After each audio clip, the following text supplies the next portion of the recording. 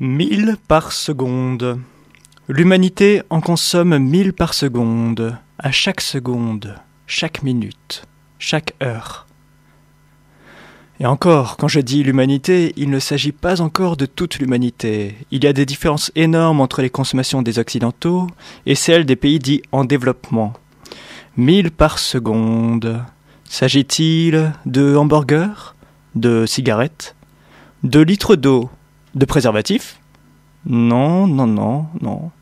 1000 par seconde, plus exactement 1000 barils par seconde. C'est la demande mondiale de pétrole. Rappelons juste pour info que le baril est l'unité de mesure du pétrole et que cela correspond à 159 litres. Donc 159 000 litres de pétrole sont consommés chaque seconde dans le monde. 1000 barils par seconde ou encore 90 millions de barils par jour, 31 milliards de barils chaque année. 1000 barils par seconde. Imaginez-vous. Glou, glou, glou, glou, glou, glou, glou, glou.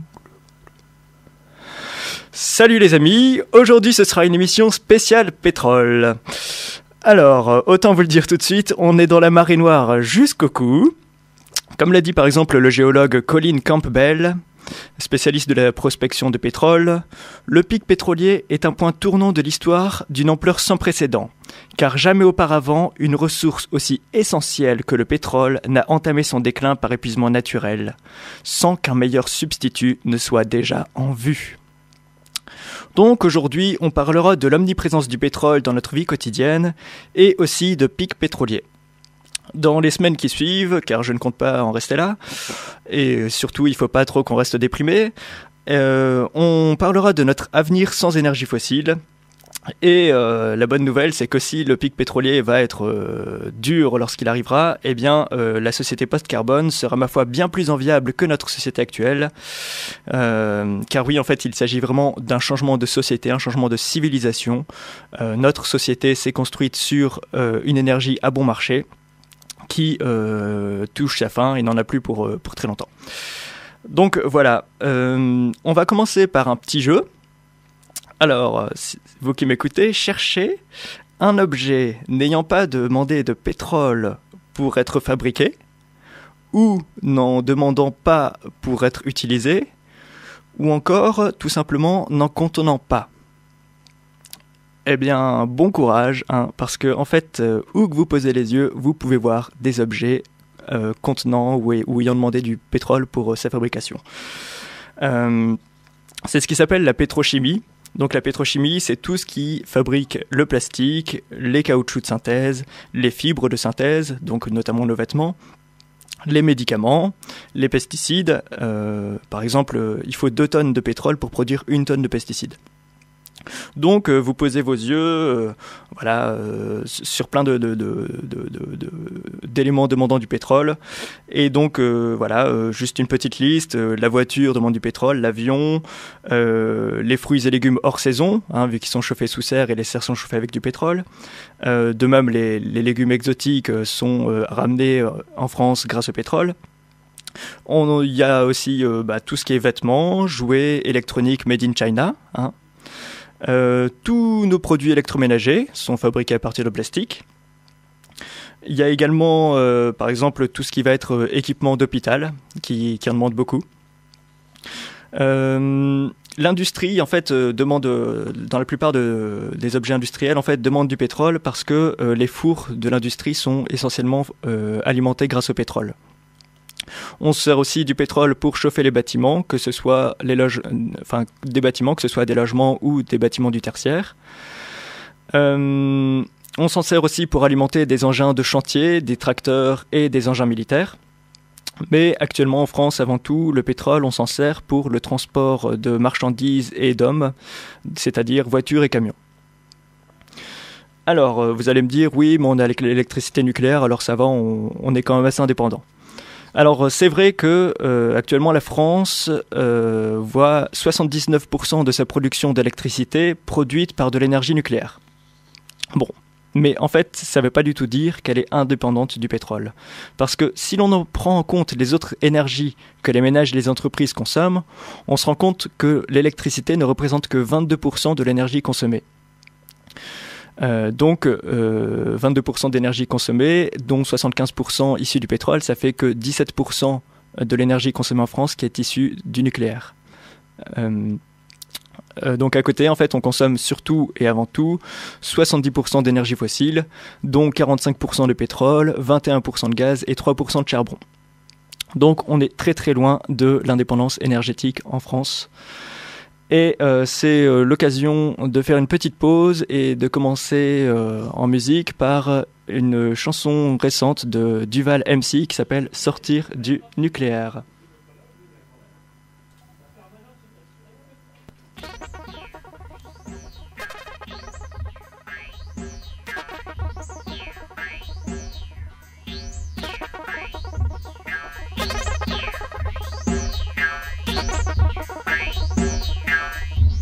Depuis qu'on parle de l'hiver nucléaire pour les hommes, est-ce que ça sentirait pas un peu la fin de l'automne? Méfions-nous, l'empire de la thune veut encore exploser l'atome. Ils craignent les énergies qui coûteraient 3 centimes. Au début des 60s, les USA ont poussé la France à délaisser contrat de nucléaire civil, soit des centrales au grand jour et la bombe en secret. Alors ici encore on fait des watts avec, même si c'est un gouffre économique. 300 milliards de subventions publiques pour ITER et rien pour l'écologique. Leur but est de vendre des trucs à neutrons, faire croire que c'est propre et les crétins vont croire qu'on a dompté les protons. À travers les plaines de l'Hexagone, il y a encore 58 réacteurs, des chapes fêlées pesant 10 000 tonnes. Des incidents presque tous les jours. Arriva au Niger, dans ces mines d'uranium, contaminent les villages sans que d'égal analyse. Sur nos routes, on envoie des convois de plutonium, de quoi niquer des régions dans des camions qu'on banalise. Et même si les 3/4 de l'Europe stoppent, que le monde entier attend qu'on démantèle, il faut le PR et les ouvriers se tapent des journées de ouf au cœur des centrales. Désolé pour ta confiance, ta précieuse insouciance. L'endroit le plus dangereux du globe et peut-être en France. Un seul réacteur pète et la région est dévastée. Sur 100 km à la ronde on serait condamné. Et d'autres plus lentement verront leur rein ne plus fonctionner, leur peau se décomposer, leurs os se désagréger. 26 avril 86, Tchernobyl a explosé, l'Europe est contaminée, l'URSS est ruinée. Les plantes, l'eau, les solaires et les murs sont irradiés. Là-bas les enfants monstres hurlent leur humanité. La structure atomique en vrac et détraquante et son impact est invisible et nous concocte un paquet de tracas cliniques. On en mesure à peine, les conséquences s'entraînent. On va compter encore des dégâts et pas qu'en Ukraine. Du 16e 137 en Corse, des brebis difformes en Écosse et des milliers de gens qui carburent au lévothyrox. En PACA, tu sais, y'a tarpin de thyroïde en galère. De l'Hérault jusqu'au Mercantour, il n'y a pas que mon père. 60 000 tonnes de déchets par an. On enterre les outils, les machines irradiées. On enterre les combinaisons, les gants pollués. On enterre et plus de place à l'ag, alors dans l'aube. On enterre et ces abrutis osent dire que leurs sarcophages sont sûrs que durant plus de 20 millions d'années ça va tenir. On laisse le problème à nos arrière petits enfants. Le seul pays au monde autant équipé nucléaire et le plus grand consommateur en antidépresseurs. Désolé, le tableau est bien sombre mais il est clair qu'il faut le dire et vite enfin sortir du nucléaire.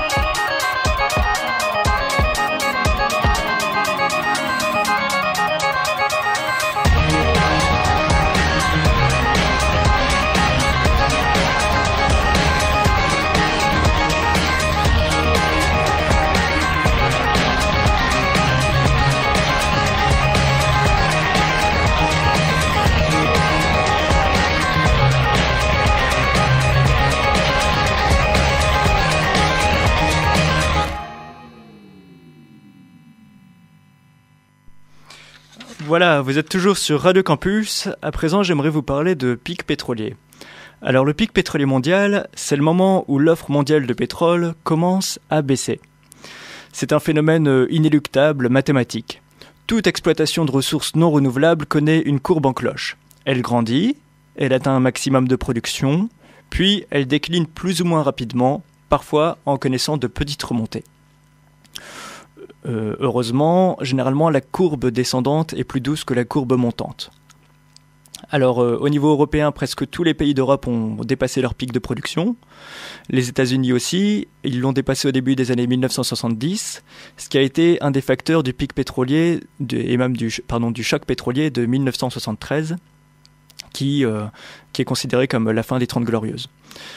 L'Iran l'a également dépassé, par exemple, et je vous épargne la liste de tous les pays qui l'ont dépassé, elle est immense.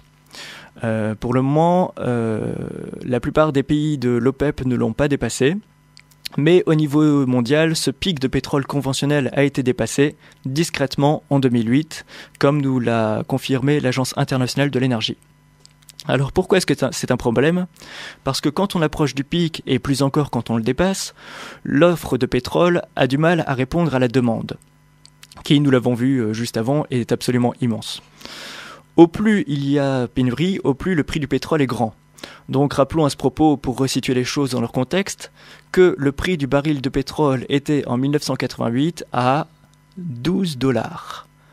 En 2001, il était à $20. Et en juillet 2008, il est monté jusqu'à $147. Donc voilà, jolie croissance, bravo. Et là, vous allez me demander, pour ceux qui ne croient pas au pic pétrolier, pourquoi alors, dans ce cas-là, le prix du baril s'est-il effondré depuis juillet 2014 ? C'est une bonne question et je vais y répondre, merci de me la poser. Alors, il ne vous aura pas échappé que depuis quelques années, le gaz de schiste a fait son apparition sur le marché de l'énergie.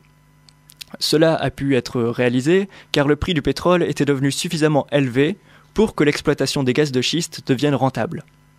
Il faut en effet savoir qu'exploiter le gaz de schiste coûte extrêmement cher comparé à ce que coûte l'exploitation du pétrole conventionnel, c'est-à-dire du pétrole qui généralement se trouve sous la terre ferme au Moyen-Orient. Alors le gaz de schiste, lui, en fait, n'est rentable qu'à partir du moment où le baril de pétrole dépasse les $80.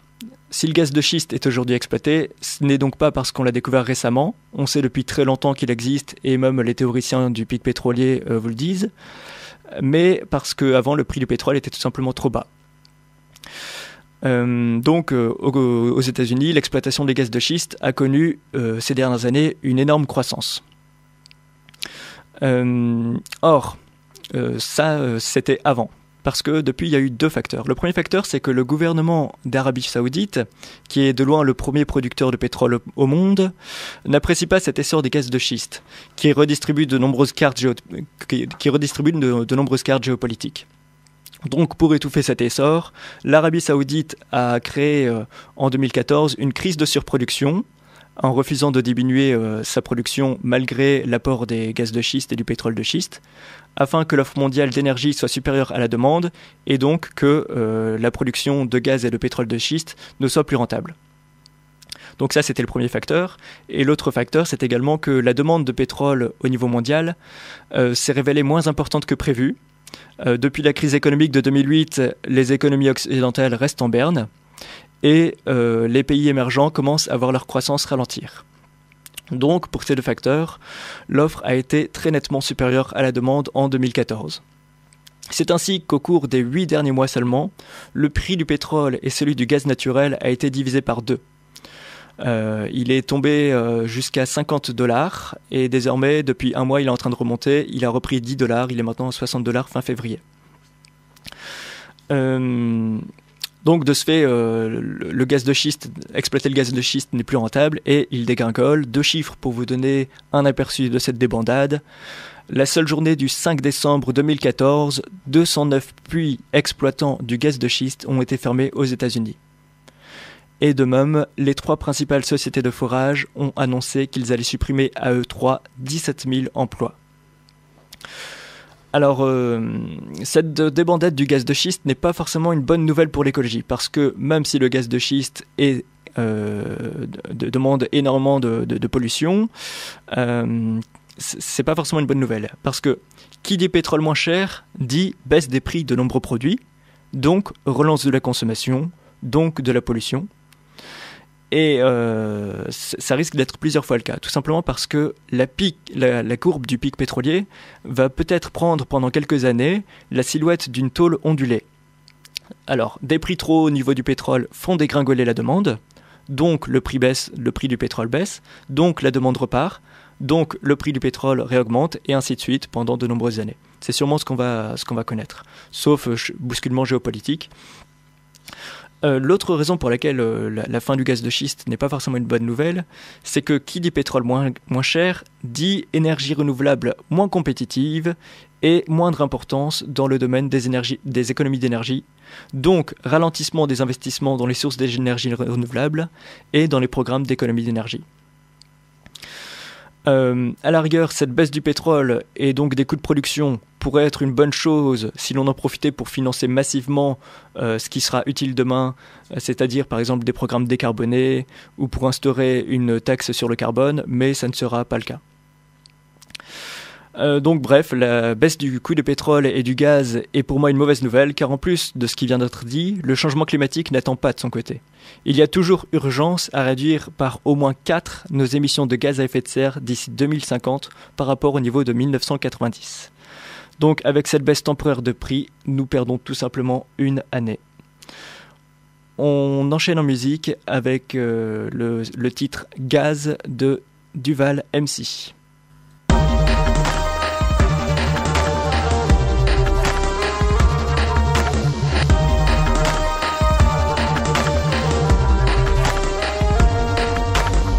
Il faut que l'on se nourrisse de la tactique la plus docile. Cela sent fort la fin de la parenthèse des énergies fossiles. L'ère pétrolifère se finit, nul besoin de phare pour le voir. L'homme a des gants dégueulasses, faire va nous dégueuler un de ces soirs. Gommons ces galeries de cinglés, puis déréglons les plans. Nous avons stérilisé tant qu'on ne sème plus que des écrans. Nous avons bulldozerisé tout le globe et miné tous ses flancs. La crise écologique a bel et bien monté d'un cran.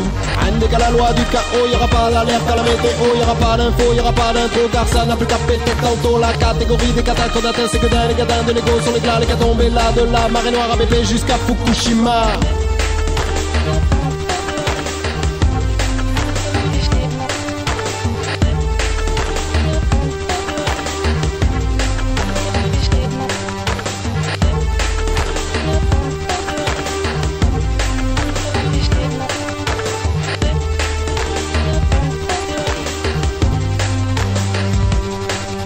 Sur sa planète, l'homme se comporte tel un terroriste.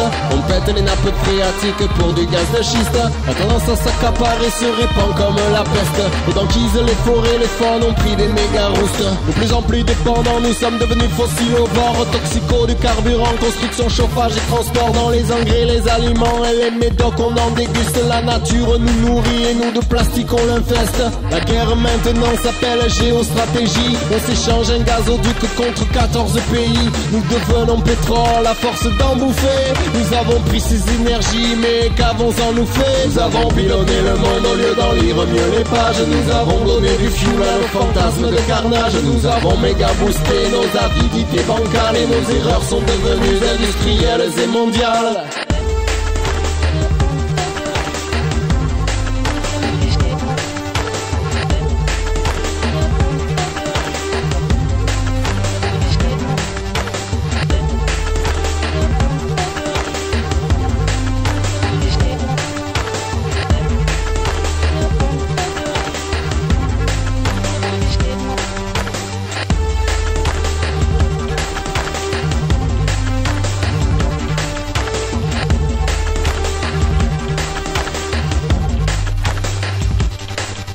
Une guerre avant le pétrole faisait 1000 fois moins de morts.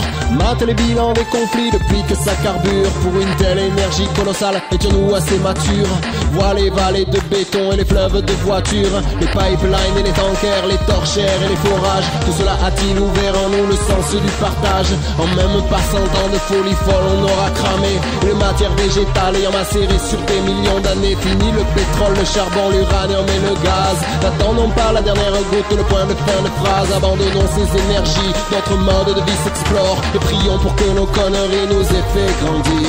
Gaz, il faut que l'on se déplace de la tactique la plus tranquille. Gaz, il faut que l'on se nourrisse de la tactique la plus locale. Gaz, il faut que l'on se vêtisse de la tactique la plus habile. Gaz, il faut que l'on se réchauffe de la tactique la plus sociale. Gaz, il faut que l'on se déplace de la tactique la plus tranquille. Gaz, il faut que l'on se nourrisse de la tactique la plus locale. Gaz, il faut que l'on se vêtisse de la tactique la plus habile. Gaz, il faut que l'on se réchauffe de la tactique la plus sociale.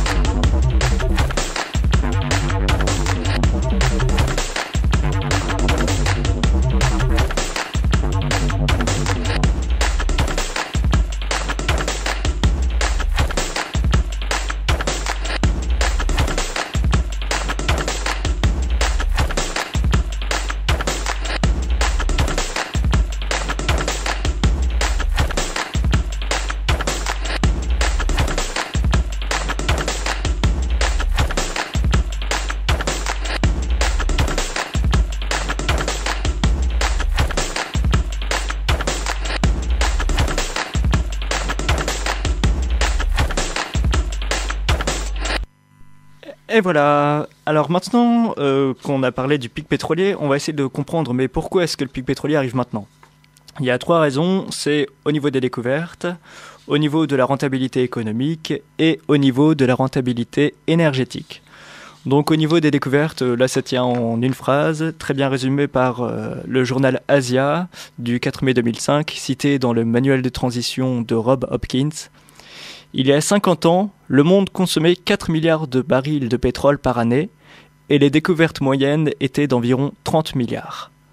Aujourd'hui, nous consommons 30 milliards de barils par année et le taux de découverte se rapproche de 4 milliards de bruts par année. Donc voilà, on a eu un inversement de la courbe entre la production et les découvertes. Ce qui fait que mathématiquement, on ne pourra pas continuer à ce rythme-là. Mais il y a aussi en fait un autre facteur plus important qui est la rentabilité économique. En fait, il faut savoir qu'une bonne partie du pétrole qui reste sous terre ne sera jamais exploitée. Alors vous allez me demander pourquoi. Pourquoi est-ce que l'humanité aurait consommé environ la moitié des réserves de pétrole que contenait la Terre ? Et pourquoi l'autre moitié ne serait que peu exploitée ? La réponse est toute simple. L'humanité a d'abord exploité les réserves pétrolifères les plus faciles. Les premières réserves exploitées, qui aujourd'hui sont encore celles qui nous fournissent la majorité de notre pétrole, avaient de nombreux avantages. Elles étaient très grandes, elles étaient enterrées peu profondément, elles étaient sous la terre ferme, et elles contenaient du pétrole de qualité. Du coup, économiquement, c'était intéressant car l'investissement était relativement léger. Aujourd'hui, ces immenses réservoirs intéressants, presque tous au Moyen-Orient, sont déjà exploités depuis une 50aine d'années. On va peu à peu arriver à leur fin.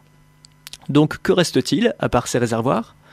Des réservoirs peu intéressants économiquement, qui ont au moins un des inconvénients suivants. Ils sont situés en mer, c'est le cas du pétrole en mer du Nord. Ils sont de mauvaise qualité, car mélangés avec d'autres produits, c'est le cas du pétrole et du gaz de schiste, ou encore des sables bitumineux. Ils sont situés très profondément sous terre, ou encore ils sont situés dans des régions glaciaires. Ils sont aussi, au niveau de leur taille, beaucoup plus petits que les champs situés au Moyen-Orient, mais on ne sait pas exactement leur taille. Alors là, ça vaut le coup de s'y intéresser pour comprendre un peu combien c'est intéressant d'étudier les questions énergétiques. Au niveau de la taille, ça pose un sérieux problème car, comme l'explique Jean-Marc Jancovici sur son blog, sur son site manicor.com, et là donc je cite et toutes les phrases qui suivent sont presque toutes extraites de son site. Qu'à cela ne tienne, il n'y a qu'à faire un trou tous les 100 mètres pour savoir si la réserve est grande ou non. En théorie, c'est une excellente réponse, mais en pratique, les finances de la compagnie pétrolière ne le supporteraient pas longtemps. Un forage d'exploration, on ne parle ici que de l'exploration, coûte quelques millions de dollars, voire 10 fois plus en conditions un peu plus sportives, offshore profond, région polaire, etc. 5 fois sur 6, le forage d'exploration ne mène à rien. Si l'exploration est probante, la compagnie pétrolière va passer au cran au-dessus, qui est le forage d'approbation pour mieux analyser. À ce stade, la compagnie a déjà dépensé 10% de ce que va lui coûter l'exploitation du gisement, et 3 à 10 ans se sont écoulés depuis le début des négociations concernant le permis d'exploration. Pour exploiter, cela coûte très cher. Il faut les infrastructures pour les travailleurs, les infrastructures pour extraire le pétrole, pour brûler ou pour stocker le gaz qui est mélangé au pétrole. Il faut aussi effectuer un tri entre le pétrole, le gaz et l'eau qui est extrait. Il faut encore effectuer un tri entre le pétrole et les diverses matières chimiques injectées par l'homme pour le sortir, etc. Une réserve de pétrole peut aussi, il faut le savoir, avoir plusieurs puits d'extraction. Un puits d'extraction peut coûter de quelques millions d'euros, c'était le cas au golfe du Mexique, à 1 milliard d'euros. C'est le cas de certains puits d'extraction en mer du Nord.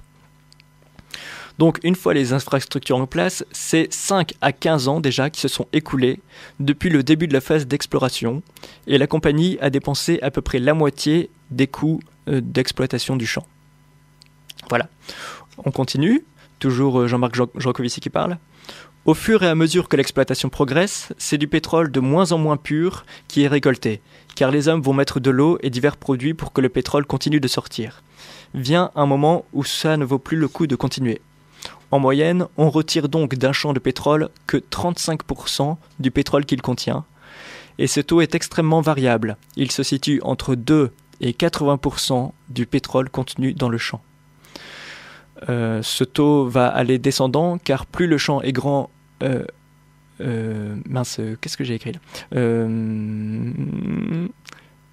Bon, oui, il va aller descendant parce que les champs les plus grands, donc ceux qui ont un plus haut taux d'extraction du pétrole, sont déjà exploités. Là, il reste plus que les petits qui sont beaucoup plus difficiles à exploiter. Donc, ce taux va aller descendant. Et puis, continue Jean-Marc Jancovici, vient le moment de la fermeture où il faut par exemple tout remettre en état, en surface, au niveau du champ pétrolier. Et il conclut, bref, exploiter du pétrole coûte très cher et c'est aussi très long. Donc le marché n'est pas facilement accessible ni fluide. Voilà, fin de citation. Donc ça, c'était pour la rentabilité économique en fait. C'est pas parce qu'il y a du pétrole sous terre qu'il est forcément rentable économiquement. Alors, à ce stade, les plus sceptiques d'entre vous sur l'imminence du pic pétrolier vont me dire que certes, exploiter du pétrole coûte donc au minimum des dizaines de millions d'euros et parfois même des milliards d'euros, mais que l'on peut imaginer que des gouvernements ou des gens extrêmement riches soient prêts à payer très très cher leur litre de pétrole pour continuer à faire tourner la société ou pour continuer à voler avec leur jet privé. Donc que l'exploitation du pétrole continuera d'être rentable tant qu'il y aura des clients prêts à acheter le pétrole à un prix faramineux. Mais là encore, je suis désolé, mais ça ne se passera pas comme ça. En fait, jusqu'à présent, je ne vous ai parlé que de la rentabilité économique. Mais désormais, je vais aussi vous parler de la rentabilité énergétique. C'est une fois de plus assez simple à comprendre. Pour qu'un champ de pétrole soit rentable à exploiter, il faut automatiquement que le prix du pétrole soit supérieur au prix de revient, c'est ce que nous venons de voir. Mais ça marche aussi pour les mêmes raisons mathématiques au niveau de l'énergie. En fait, il faut que l'énergie extraite du puits soit supérieure à l'énergie dépensée pour l'extraire. Mais aujourd'hui, nous arrivons de plus en plus au point de basculement, où extraire le pétrole, le raffiner, le transporter, coûterait plus d'énergie que cela n'en rapporterait au client final. Le taux de retour énergétique est donc en train de dégringoler. 3 chiffres pour ça. En 1930, il fallait utiliser l'équivalent en énergie d'un baril de pétrole pour en extraire 100. Donc en 1930, un baril de pétrole pour en extraire 100. En 1970, il en fallait 1 pour en extraire 30. Et aujourd'hui, ce taux est de 1 pour 11 à 18. Alors, les plus sceptiques me diront oui, mais le jour où extraire le pétrole n'est plus énergétiquement rentable, nous le remplacerons par des énergies renouvelables. Alors là, encore une fois, désolé, hein, c'est pas par plaisir, par gaieté que j'annonce l'effondrement de notre civilisation, mais voilà, en fait, c'est loin d'être évident. Les énergies renouvelables n'atténueront qu'en petite partie l'augmentation du prix du pétrole. En effet, déjà, le pétrole sert de matière première dans de nombreux produits que nous consommons, on l'a vu en introduction. Et ça, si vous êtes fabricant d'énergie renouvelable, voilà, vous fabriquez de l'électricité ou de la chaleur, mais certainement pas du plastique, du caoutchouc, etc., etc. Donc déjà, là, comment faire pour remplacer ? Également, le rendement énergétique des sources d'énergie renouvelable est très très faible comparé à celui du pétrole. Certes, il faut mettre du côté l'hydroélectrique, qui est très énergétiquement rentable, donc ce sont les grands barrages. Il faut dépenser l'équivalent de 1 unité d'énergie pour en extraire 23 avec l'hydroélectrique. Mais on fait déjà de l'hydroélectrique presque partout où cela est intéressant sur la planète. Donc la production d'hydroélectrique n'augmentera plus beaucoup. Il faut juste que il y aura de l'efficacité, de l'optimisation, mais ça n'augmentera plus beaucoup parce qu'on ne peut plus rajouter de barrages un peu partout sur la planète. Vient ensuite l'éolien qui lui aussi tire son épingle du jeu avec un rendement énergétique de 1 pour 11 environ. Donc ça, bon, pourquoi pas. Mais très loin derrière viennent le photovoltaïque avec un rendement de 1 pour 3 à 4 et le biodiesel avec seulement 1 pour 2 et le bioéthanol, là c'est encore pire, avec un rendement de 1 unité d'énergie consommée pour produire 0,8 à 1,6 unités d'énergie. Autrement dit, les biocarburants ne sont absolument pas intéressants. On ne fera pas tous fonctionner nos voitures demain avec du bioéthanol. Parce qu'il n'est pas rare en fait de dépenser plus d'énergie pour en fabriquer que ce qu'on peut en retirer. Et si ça a été pendant quelques années quand même en plein boom aux États-Unis, c'est parce que c'était quand même largement subventionné. Mais depuis, les gouvernements de tous les pays se rendent compte que c'est un vrai, ça ne règle absolument pas la solution et ça coûte bonbon. Alors certes, vous allez me dire, ce rendement énergétique pour les énergies renouvelables va augmenter. Mais bon, il est quand même matériellement impossible que la production d'énergie renouvelable puisse un jour compenser entièrement le pétrole, qui, rappelons-le, représente la moitié des consommations énergétiques en France.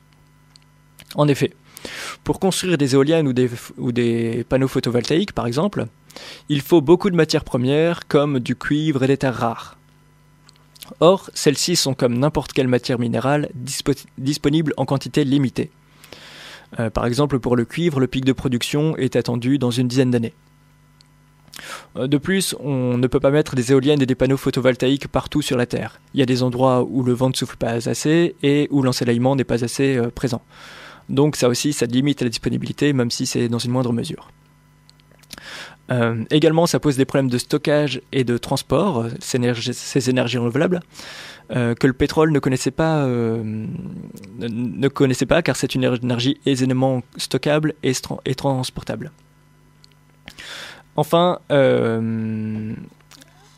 donc voilà, tout ça pour dire que les quantités d'énergie fournies par les sources d'énergie renouvelable ne pourront jamais remplacer le pétrole. C'est vraiment, je sais pas moi, essayer de fabriquer la Tour Eiffel dans une même dimension avec des allumettes. Enfin, c'est un peu ce comparatif là, quoi. C'est vraiment matériellement impossible. Tellement le pétrole est une énergie formidable qui est aisément stockable, transportable, qui est super condensée en énergie, etc., etc. Alors je vous ai parlé également du non-substitut du pétrole par des énergies renouvelables ou par des matières premières renouvelables. Bon alors, là on va me dire, oui mais par exemple on peut remplacer certains objets qui sont actuellement faits avec du pétrole par des objets qui sont actuellement faits par du bois. Bon. Pourquoi pas? Mais en fait, c'est plus compliqué que ça. Parce que le bois, par exemple, il pourra remplacer donc certains plastiques, c'est vrai. Mais leur prix restera plus élevé que les matériaux plastiques utilisés aujourd'hui. De plus, ces matériaux qui remplaceront en partie les produits dérivés du pétrole ne seront pas forcément disponibles aujourd'hui. Si dans quelques années nous devons construire des maisons en bois plutôt qu'en béton, souvenez-vous qu'une forêt de pins, d'épicéas ou de chênes ne pousse pas du jour au lendemain, donc que ces arbres dont nous aurons bientôt besoin auraient dû être plantés il y a 10, 20, 50 ans. Voilà. Dernier argument aussi sur la non-concurrence des énergies renouvelables face au pétrole, c'est que notre société n'est pas adaptée en fait pour que tous nos équipements marchent avec de l'électricité. Et c'est plus compliqué. Par exemple, créer une voiture électrique, il suffit pas d'enlever le moteur actuel et de le remplacer par un moteur électrique, notamment car le moteur électrique en fait coûte beaucoup plus cher, notamment en raison du nombre de pièces qu'il contient, mais également sa fabrication en série. Donc là, par exemple, il me semble il y a 700 ou 800 millions de voitures sur Terre. Imaginez qu'il faut fabriquer 700 ou 800 millions de voitures électriques. Ça demande aussi des quantités faramineuses de toutes sortes de métaux qui sont, comme toujours, disponibles en quantité limitée. Alors, donc voilà, on va devoir forcément diviser par 2, 3, 4 ou encore plus nos consommations d'énergie dans les années qui viennent. On pourra encore objectiver que les quantités de réserves publiées par les compagnies de pétrole ne parlent pas de pics pétroliers. Tout se passe très bien quand on regarde les chiffres publiés par les compagnies de pétrole. Ou encore que les gouvernements connaissent le problème, sont au courant du pic pétrolier et vont donc y remédier. Ou encore, imaginons que le moteur à eau ou la colonisation sur Mars nous sauvera tous. Malheureusement, là encore, c'est pas aussi simple que ça en a l'air, on va dire. Parce que les personnes qui se posent ces questions, qui sont tout à fait légitimes, pourront se renseigner par de nombreux moyens. Je vais en donner quelques-uns qui m'ont servi de source pour fabriquer cette émission. Il y a l'excellent blog de Jean-Marc Jancovici, manicor.com. Il y a aussi celui de Benoît Thévard, avenir-sans-pétrole.org. Il y a le blog du journal Le Monde spécialisé sur les questions énergétiques qui s'appelle pétrole.blog.lemonde.fr. Et il y a aussi de nombreux livres publiés sur ce sujet, dont le magnifique manuel de transition écrit par Rob Hopkins que je vous recommande chaudement. Ils trouveront, ces gens qui se demandent si, par exemple, le moteur à eau ou les gouvernements pourront nous sauver, eh bien, ils trouveront leurs réponses à leurs questions. Et pour conclure sur cette partie sur le pic pétrolier et sur l'effondrement de la société de consommation, tout simplement, eh bien, je laisse la parole à Rob Hopkins qui dit, dans son manuel de transition, « Il n'y aurait aucun problème si les chiffres publiés à propos du pétrole étaient vrais et que les gouvernements changent de politique sans y être poussés. Mais les deux conditions ne sont pas remplies. » Alors voilà, pendant ce temps-là, nous, on a toujours un État, je vous le rappelle, qui fabrique des aéroports, des routes, des ponts, des camions, des voitures, etc., etc. Et on écoute donc Notre-Dame-des-Landes, une chanson de Dominique Loquet, écrite il n'y a pas longtemps.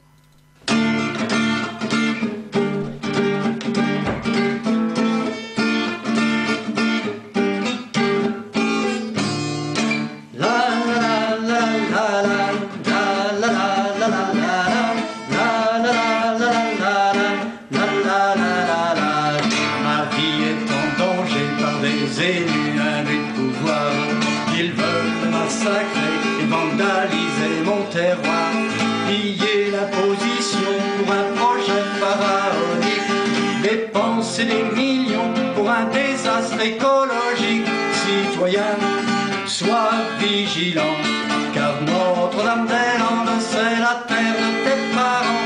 Citoyenne, sois vigilante, car Notre-Dame-des-Landes, c'est la terre de tes enfants. La la la la la la la la la la la la la la. Capitale métropole, ils refusent d'écouter quand on dit qu'il n'y aura plus de pétrole. Arrêtez d'investir dans l'industrie énergivore, il est temps d'atterrir, il y a des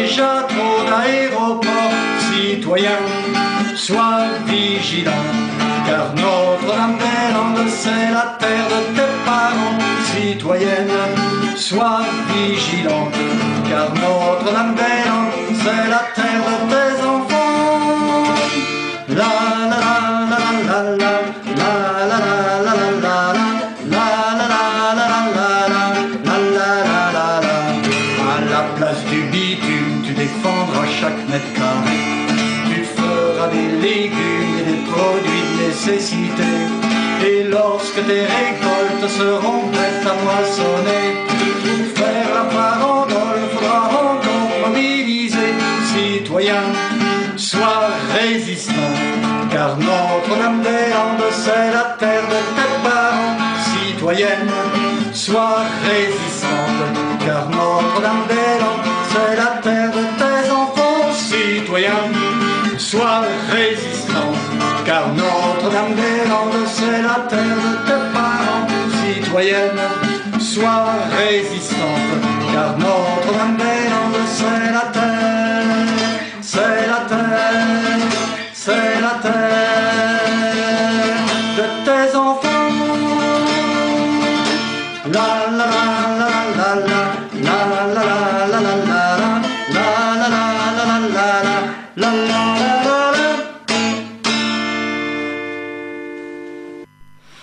Voilà, l'émission est bientôt terminée. Maintenant, je vais vous parler. Il y a quand même des petites choses pour essayer d'atténuer ce pic pétrolier et essayer donc que les habitants occidentaux soient un peu plus indépendants et donc que le crash ne soit pas trop brutal.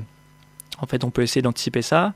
Ça fera l'objet des prochaines émissions, de mes prochaines chroniques en tout cas. Et là, je vais vous en dévoiler une, c'est la taxe carbone.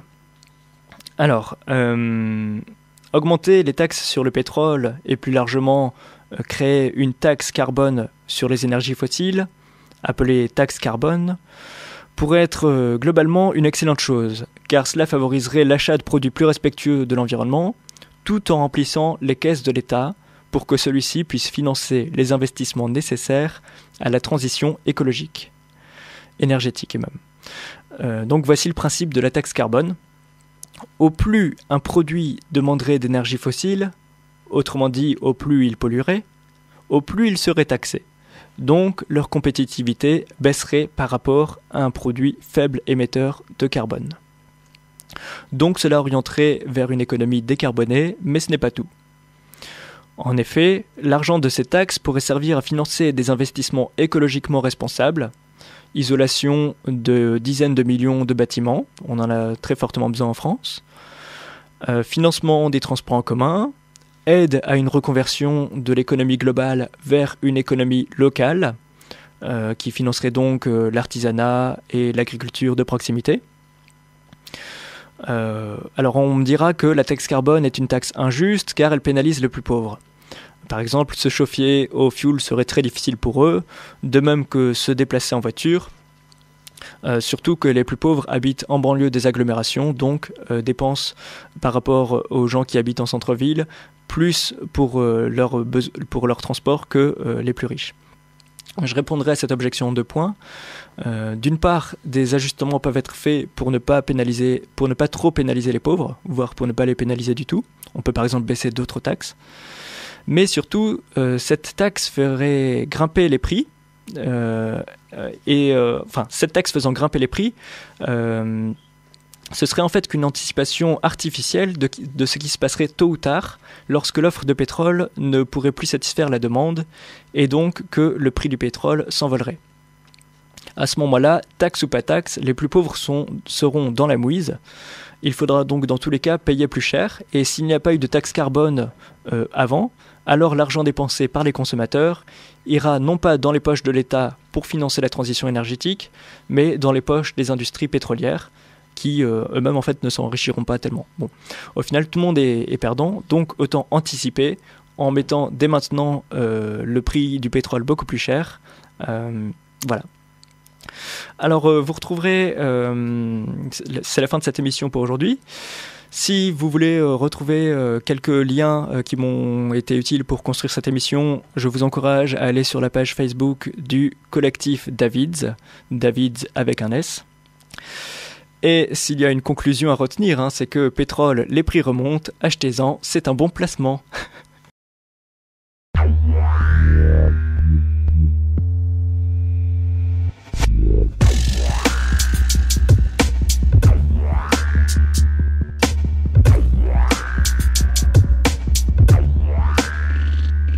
Vous voulez savoir à quoi ressemblera le monde dans 10 ans? Asseyez-vous sur mon divan, je sors ma boule en cristal durable. Voilà le tableau du futur probable. On aura des centrales nucléaires durables qui produiront des déchets atomiques durables. On aura des ghettos durables, des CRS durables, une politique ultra sécuritaire durable avec des puces RFID durables partout. Tout sera fiché dans des data centers durables. Les incinérateurs d'ordures durables valoriseront les déchets en dioxine durable. Sur des millions d'hectares de monoculture durable, de toutes les surfaces de terres cultivables, des pays en voie de développement durable, il y aura que du soja OGM durable pour faire le biocarburant des 4x4 durables qui sur des 4x4 voies éco-compatibles autour des mégapoles éco-responsables vont faire monter l'effet de serre durable. C'est le blabla durable des communicants minables, des publicitaires experts en greenwashing. C'est le blabla. C'est le blabla durable des communicants minables. Méfiez-vous de l'arbre qui cache la machine.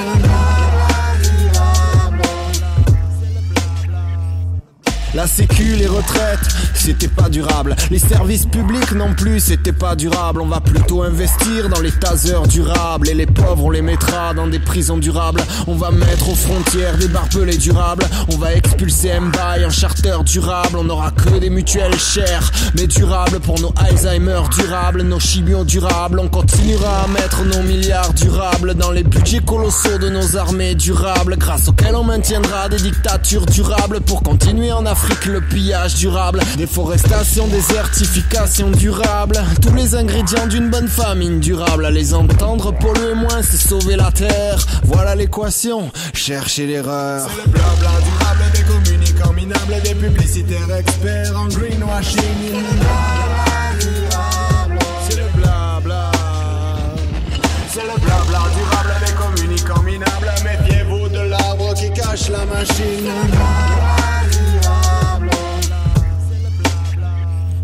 On va faire des déchets de plutonium vitrifiés qui vont durer 20 millions au lieu de 30 millions d'années. On va mettre des géraniums sur les radars. On va chanter tous ensemble. No more marée noire. No more marée noire. No more marée noire. No more marée noire. Yann Arthus, Bertrand et Nicolas Hulot iront dans leur ministère en hélico durable. Et pour leurs efforts louables, Nestlé, Total, Areva et Aventis auront un prix Nobel. Prix Nobel de quoi? Mais t'as pas suivi ou quoi? Prix Nobel du fameux développement durable. On va se racheter le droit d'émettre du CO2 sur les marchés boursiers de l'économie durable. Les pollueurs-payeurs vont faire des hôpitaux et soutenir les fondations pour un monde durable. Mais quand tu as grandi vers la Vera ou Ponto, tu sais que certains méfaits sont pas réversibles. C'est le blabla durable des communicants minables, des publicitaires experts en greenwashing. C'est le blabla. C'est le blabla durable des communicants minables. Méfiez-vous de l'arbre qui cache la machine.